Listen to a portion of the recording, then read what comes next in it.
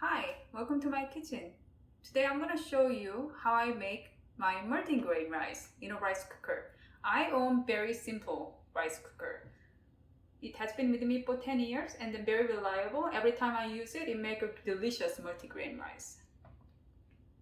And as for my choice of grain, today I'm going to use white rice, brown rice, and then 3 different types of multigrain that is consistent of rye, oat, and barley. I want to show you my favorite brand.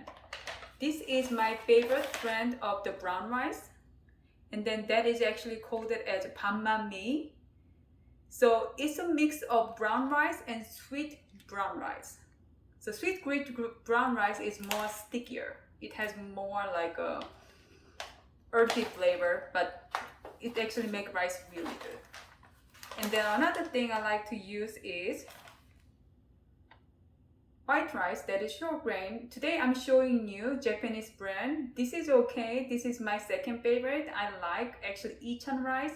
You can get it easily from Amazon. I got it from the Whole Foods as well, but I'm out of it, so today I'm using this. The first step of making delicious multigrain rice is rinsing and let it soak at least 1 hour.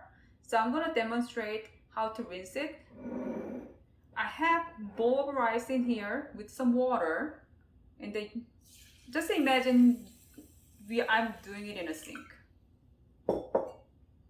My hands are clean. You just swirl gently to rinse it, and you will drain off this water. This water, you will discard that. Do it one more time.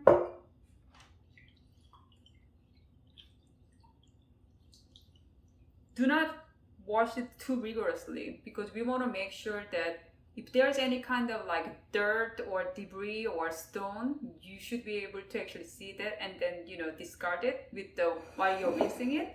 But we don't want to wash it too rigorously in a way that it's going to like lose all the nutrient. And you can pour more water to completely submerge the rinsed rice, and then you will keep it at least for 1 hour. The rice has been soaked in water for at least 1 hour, and I would like to explain about why soaking rice is so important. So by soaking your rice, you ensure that your rice is going to cook consistently throughout, and then it's also puffy and pillowy. You can cook rice without soaking in water, dry rice straight after you rinse it a couple of times, but by you doing it, you will run into chance of having the rice has been undercooked or unevenly cooked. Okay, let me show you what I do. So this is the rice cooker container. And then you put soaked rice. And then this is 3 cups of water. It seems like almost 5 cups of like soaked rice now. Right now I can eyeball that. Then I'm gonna put 1 cup of water. Another cup of water. I'm just putting water into the bowl, so I'm not gonna waste any of the rice. Stuff in my bowl and put it in my rice cooker. Make it even. And what you need to do is, next thing is you close the lid and just press the brown rice button and wait for the rice to cook. It's been 40 minutes, my rice cooker just beeped. What that means is rice is ready. Let's open and take a look at it. So it looks well cooked. What is very important when your rice is cooked is you need to turn it.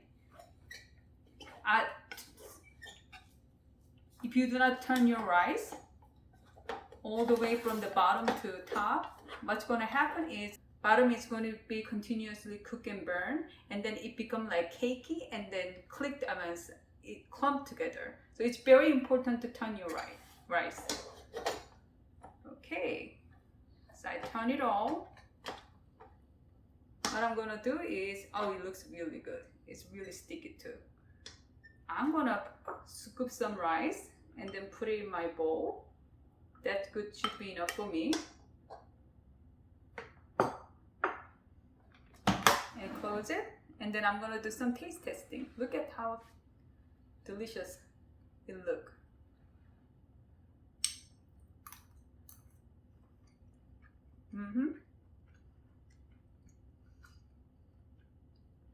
Sorry, because I put oat and rye and barley along with the brown rice and white rice. It is very hearty and then chewy as well, but the fluffiness of the white rice is helping to actually like make it together very pleasant experience. It has a different type of texture, so I like it. It seems like now I can have my dinner with some side dish I have. Thank you very much, and then until I see you next time, happy cooking. Bye.